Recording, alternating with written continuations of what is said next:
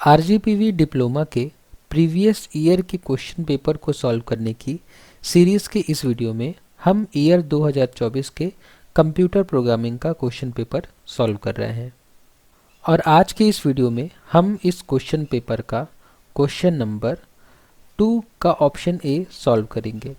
तो आज के इस वीडियो के लिए हमारे पास क्वेश्चन है, what do you mean by scope of the variable, या वेरिएबल के स्कोप से आप क्या समझते हैं।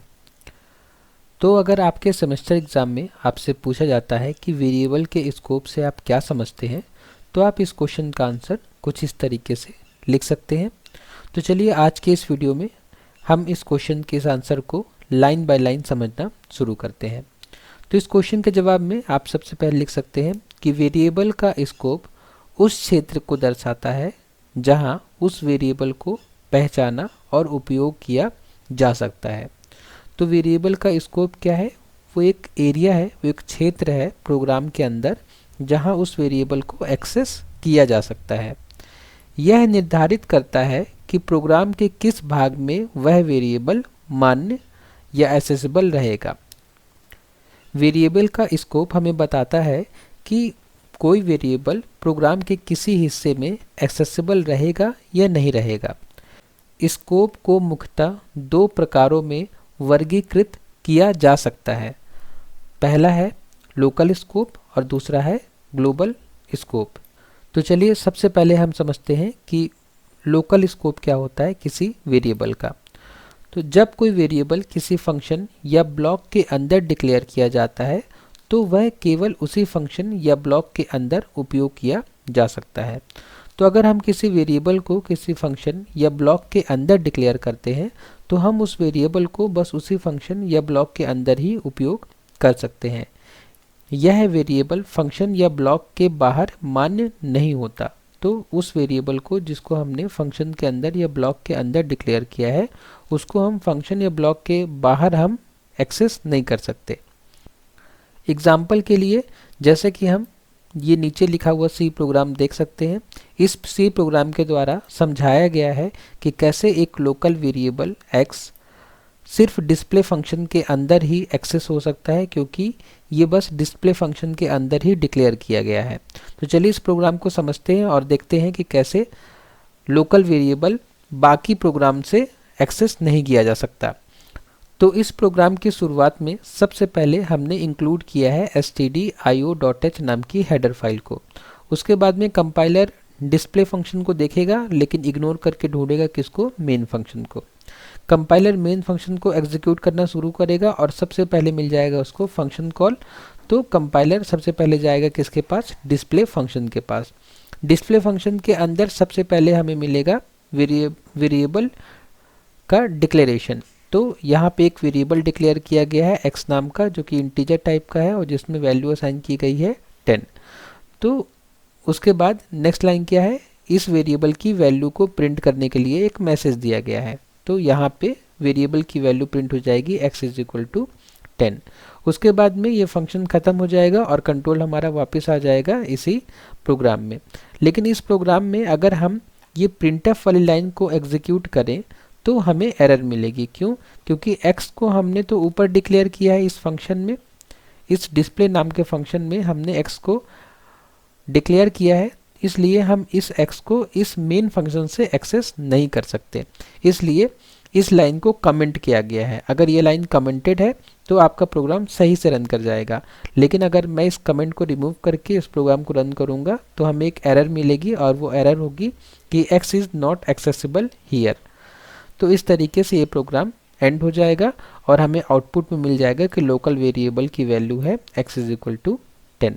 चलिए एक काम करते हैं, इस प्रोग्राम को मैं VS कोड में रन करके दिखाता हूँ कि कैसे जब हम इस लाइन को इंक्लूड नहीं करेंगे इस प्रोग्राम में तब हमारा प्रोग्राम बहुत अच्छे से चलेगा, हमारी x की वैल्यू प्रिंट हो जाएगी।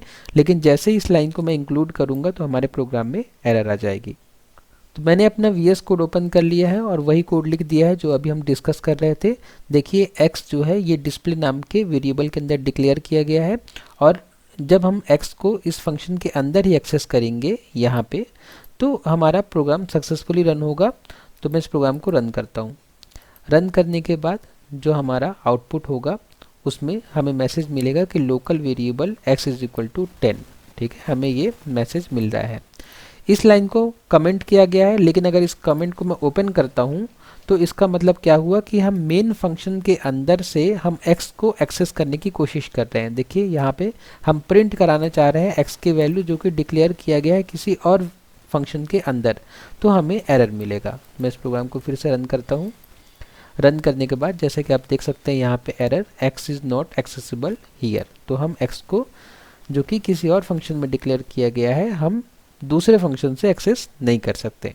तो इसलिए इस x का स्कोप बस इस फंक्शन के अंदर ही है, इस फंक्शन के डिस्प्ले नाम के फंक्शन के अंदर ही इस x का स्कोप है।